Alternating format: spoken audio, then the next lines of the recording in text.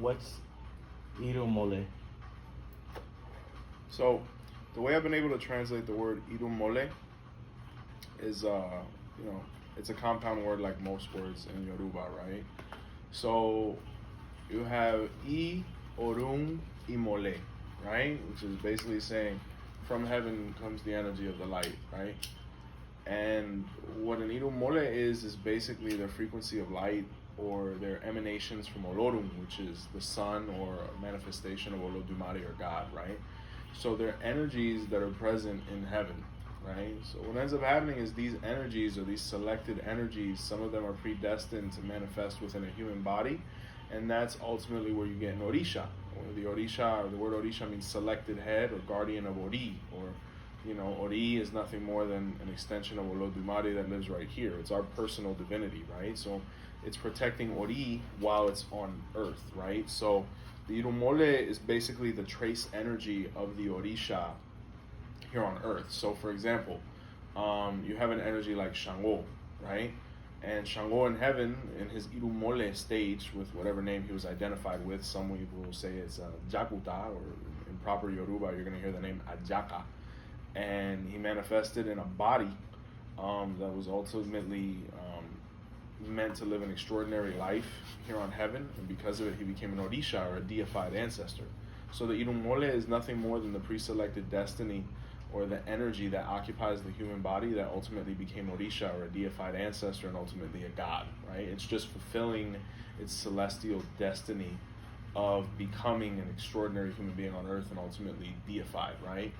Shango, when we look at even a concept like that, you look at all the Alafings of Oyo and things like that, they're descendants of Shango. Shango was one of the Alafings of Oyo, and you can even go back further and say they're all the descendants of Oramiyang and ultimately Odudua, right? Because they're all the descendants of that royal line. So they're technically living Orishas. These are living descendants of these prehistoric ancestors who became deified because of how extraordinary they were. They were just the original human beings, and they ultimately became gods. Right, so that's the best way I can put Irunmole. It's a concept that's touched on pretty heavily in the Odu of Oturameji, because in Oturameji it speaks of the sun, it speaks of the deities or the energies or the rays of light that came down and descended upon heaven. So it touches on that concept.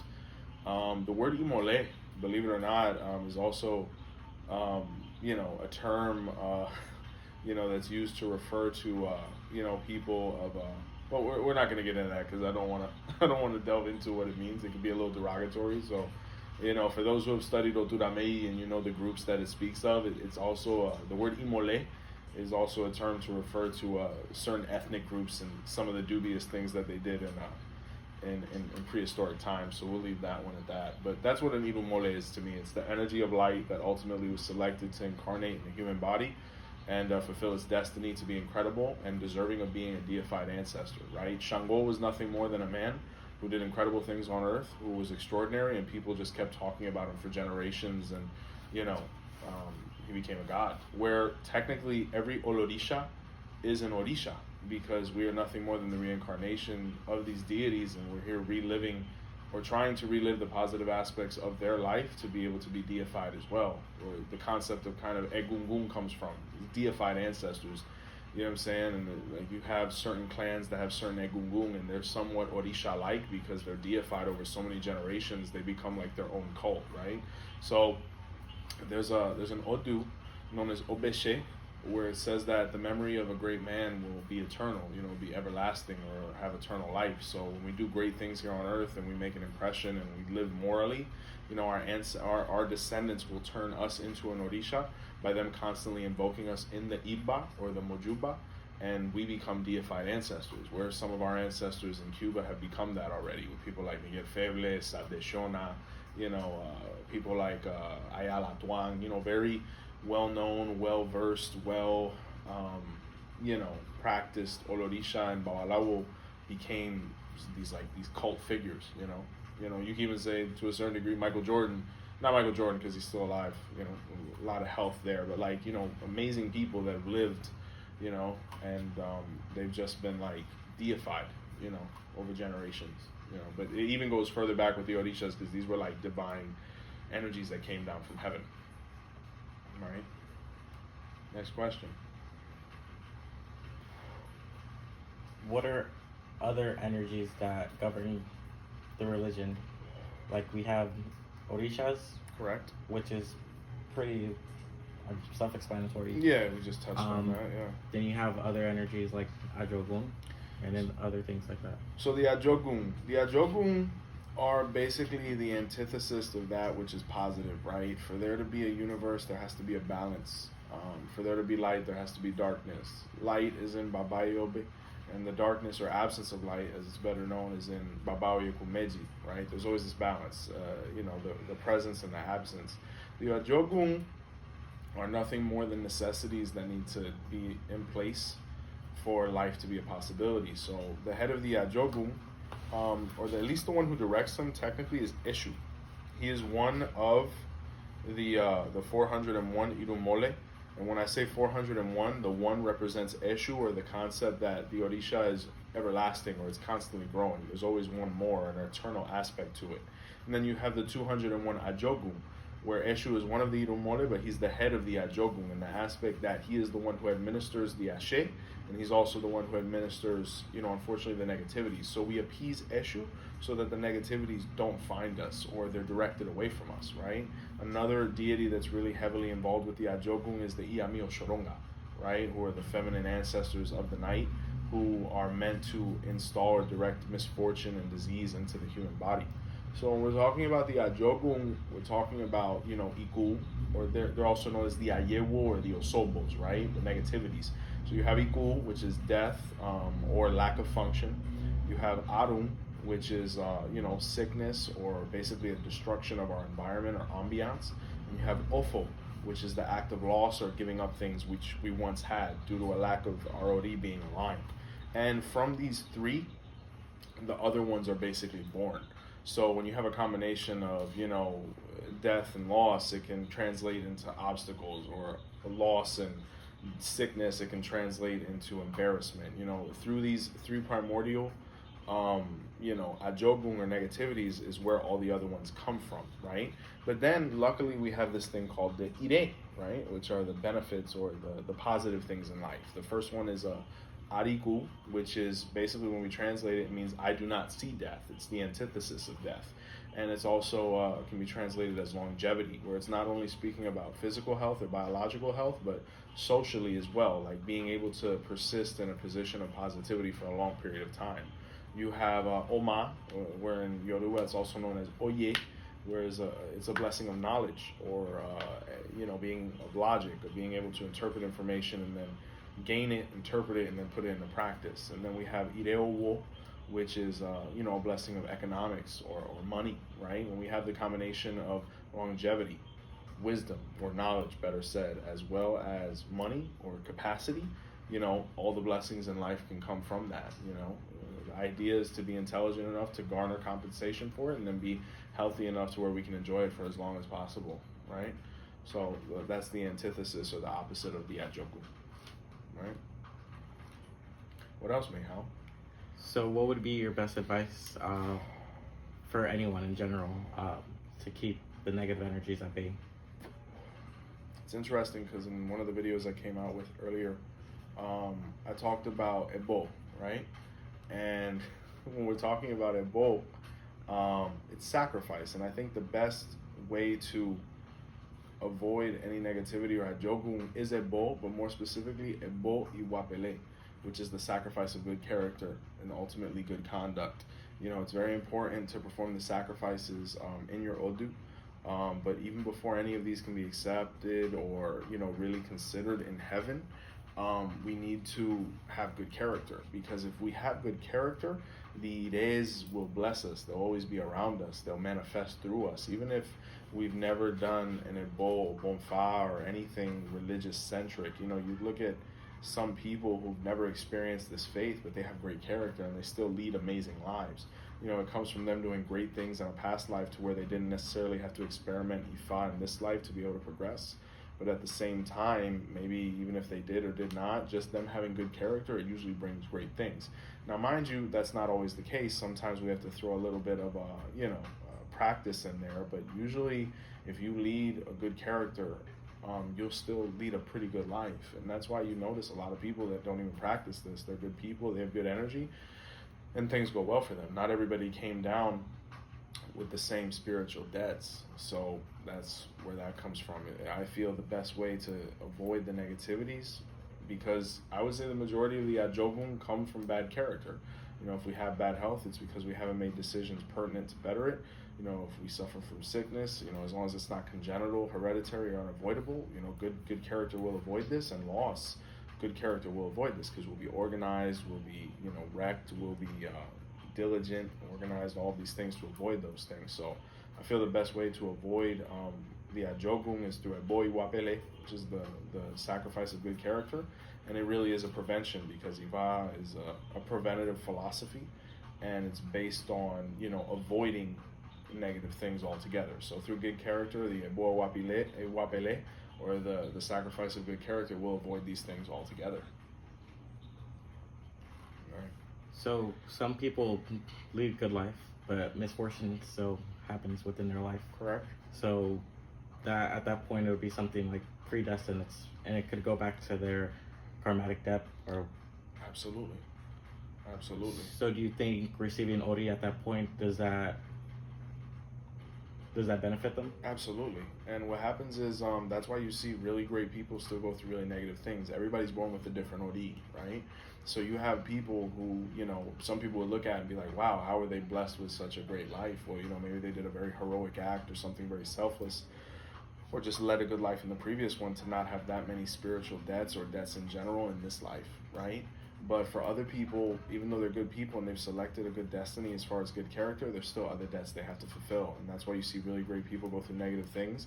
And until they begin to perform more concrete things from their sign, you don't see really an alleviation from that karmic atraso, or like jet lag, right? But once they start doing things, and this isn't the same for everybody. Some people do, some people don't. It really depends on what you came down with, your celestial debts. Some people get away with it, some don't. And if you're one of those that don't, there still is a solution for you. That's why we say Ebo repairs destiny. It repairs our Ori. It realigns it so that things are positive. So by performing Ebo, we're still alleviating our destiny and leading a great life. That's why Ifa is such a hopeful religion, because Ejobe says as long as there's life, there's hope, and as long as there's hope, there's endless possibilities. So just because you were given a bad lot starting off doesn't mean that's how we have to continue. That's where Bo and all of the assimilation of this culture really comes in. And if you are so karmically jet lagged or like backwards, that's where you're ultimately going to interact with Ifa, because the universe wants you to have a solution to that problem. So there is always an option, and the option is Ebo. People could receive Ori before, or Yes. if they don't plan on doing Santo. Yeah, absolutely. I mean, me personally, my concept, you're going to hear various opinions on this. Some Babalawos, they think Ori is the first thing. In my opinion, I think Orumila is the first thing, because to be able to fulfill our destiny, we have to know what our destiny is, and Orumila is the revealer of destiny. So Orumila reveals Ori. Orumila manipulates Ifa, and Ifa is the language of Olodumare, or the voice of Olodumare, and Olodumare here on earth is Ori, or our head. So what we do is when we receive hand of Ifa, we reveal our destiny, or our Ori, and at that point we can repair it, or we can fulfill it. So your Odu of Ifa is very crucial when it comes to consecrating Ori and fulfilling that debt with Ori, your celestial debt, and receiving your Ori icon, so that you can live in harmony with that which is around you. So I would say some crucial things that have to be done, and this is why the first steps in the religion are so crucial, because they're really going to set the framework for how life is going to go from that point forward. Your hand of Ifa, we got to get that Ebo done. That's the first celestial debt. That's like your debt based on your Odu. And then we have to see what you promised Ori, what you promised certain Orishas and things like that, so we can alleviate those debts, and so you can live in harmony. And unfortunately, when we're talking about Cuba, there were certain aspects of Ori that arrived. There were certain ones that didn't. And that's why it's so important to really interact and really unify these two traditions, whether it be Lukumi as it's known, or Isese, so that we can really provide the best ceremony and the best fulfillment to the client, and the practitioner so that they can live the best life, you know. And that's where this dichotomy and this schism between these two traditions is so detrimental to our religion, because we each can offer each other so much, and it's only going to help the practitioner and ultimately the world, because just even if you don't actually become an Olorisha or a Babalawo, you know, you can still fulfill your debt with Ori. You can still live in harmony with your destiny and nature and ultimately the universe. So I would say Ori is key. Ori is key. I would go as far to say Ori is the basis of our religion, because it is Olodumare. It's our personal divinity, and that's why Orunmila is so important, because Orunmila is the one who understands Ori. He knows how to interact perfectly with Ori. All of this is in the Odu Baba Eobe, where Orunmila was the one who allowed Ori to fulfill his destiny. You think about that. Like, Orunmila helps us fulfill his destiny, but he even helped Ori fulfill his destiny and occupy his space in the head, on earth, on our body, in the Odu of Eyobe through Orumila's interaction with Ori. So really crucial, really important. Everybody has the right to receive Ori, because everybody has a head. If you're here, you have an Ori and you have a destiny. So super important. Super important. What separates Eshu from Elegua? Oh God. Give me another question, because that's going to be a whole video. Give me another question, because that's going to be a whole video, and I don't want to take it away from the community by giving the limited response I'm going to give now. But there's definitely it's like, I'm not Are even they separate entities? Or they're intertwined? They're intertwined in a way that, you know, it's like people can call me Joseph or people can call me Joe. I'm still the same guy. And we'll definitely get into that in that video, and it's something that I'm definitely going to be coming out with soon, because you have so many God brothers and God sisters that are children of Eshu. So what? So at that point, you could just see that like a two-face. Absolutely. But what aspects? Just real quick, plain answer. What aspects of the world does Elegua govern versus Eshu? God, Eshu is the darkness. And Oyeku Meji was where the concept of Eshu really manifested, being that Oyeku Meji is the oldest sign in the corpus of Ifa. He was actually around even before creation, and Eshu was around even before creation. So like right now, our shadow, the part of the body, or it's incredible, because when we're talking about darkness, that's where Eshu is. And if you kind of think about it, we see this way, light penetrates this way, but we'll never see the back of our own head, you know, without the use of some type of instrument. So it represents the darkness or the unknown. And that's what Eshu really is, whether it be the expanse of the cosmos or just our shadow or the parts of our body we can't even see. He is the prehistoric. He was there in the beginning. When we talk about Elegba or Elegua, you know, somewhat similar, but Eshu is, when we talk about Elegua is the Orisha aspect of Eshu. And that's what I'm really going to delve into when the video comes out, because you know, there's a bunch of pataki and information that can really expound upon that and help people finally. And I'm not saying I'm going to be the end-all conclusion of this. You know, people are always going to have doubts, people are going to have questions, but it's going to clarify a lot, because I feel like up until this point, people have not really described it to a point where people can say, okay, I get it. You know, this is a concept that a lot of people tend to not have a firm grasp on, but they tend to move on because it's like, I just can't get it, or no one has put it to me in a way where it like makes sense. And it makes sense why this topic would be so confusing, because Eshu in himself is the confusion of the universe. He causes it, so he might not necessarily want us to fully understand him, and we never will. And part of divine thought and the philosophy of Ifa is that, like I was telling you before we started recording, it's not ABC, it's PQA. You know what I'm saying? It's not in order. You know, divine thought moves on its own algorithm, you know, and when we let go of this Western concept that there's a start and a finish, rather than the Eastern concept of this just continuous continuity of the universe and things being recycled and nothing ever really beginning or ending, it just is, that's when you really understand the concept of certain deities such as Eshu and Elegua. Would it be religiously incorrect to go before your Orisha Elegua and refer to him as Eshu? Perfectly fine. It's perfectly fine. Perfectly fine. I mean, if you even look at, I personally don't know any child of Eshu that is called Elegua something. Like whenever you meet a child of Eshu, you're going to notice they're called Eshu Nibwe, Eshu Lona, Eshu Baralajiki, whatever their name in Orisha is, right? Or Eshu Dami. You know, there's very rarely and there's actually an Odu that stipulates this that I'm going to delve into when we come out with that video explaining why the children of Elegua are referred to as Eshu, etc. Because that is that is to a certain degree their Irunmole. That is their spiritual root is Eshu, that spirituality.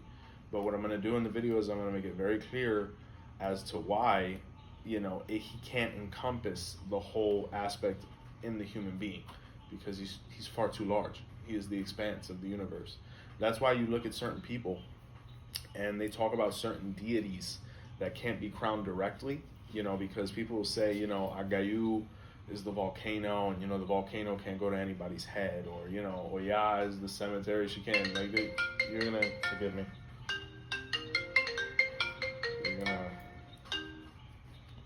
You're gonna see certain people say that certain deities can't go to the head, but we still crown Eshu to people, and this is literally the expanse of the universe, So I would say that people say these things, and if we're crowning Eshu to people, it's the expanse of the universe. So how is that able to penetrate a brain? So it's gonna become very clear, and I'm gonna do my best to really just clarify the concept for people, because when I kind of got a grasp of it, I was like, man, this is really nice. It's really cool stuff to understand and see how grand these divinities basically are.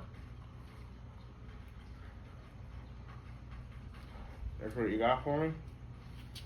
For everybody watching this video, kind of like the cigar hour, right? But I was just sitting with my godson Junior, and he had a couple questions, so I said, let's take advantage of this and go ahead and delve into some topics and clarify a couple things. So I hope this provided some clarity on a couple things. Be on the lookout for that Eshu video, by the way, that we were touching on, on top, and it's going to be really great and clarify a bunch of things for people, right? So I hope everybody enjoyed it. Please subscribe to the channel, guys. Thank you so much for the responses, for the support, for everything that you guys have been doing for the channel and supporting the Botanica as well. You are the best part of Botanica Candles and More and Joseph Baba Ifa YouTube channel, right? For those interested in consultations, any type of discussion about Ifa, etc., please feel free to reach out to us. The number is 407-440-2086. And wishing you guys a wonderful evening, right? From Joseph Baba Ifa and family. Take care, guys. Have a good evening.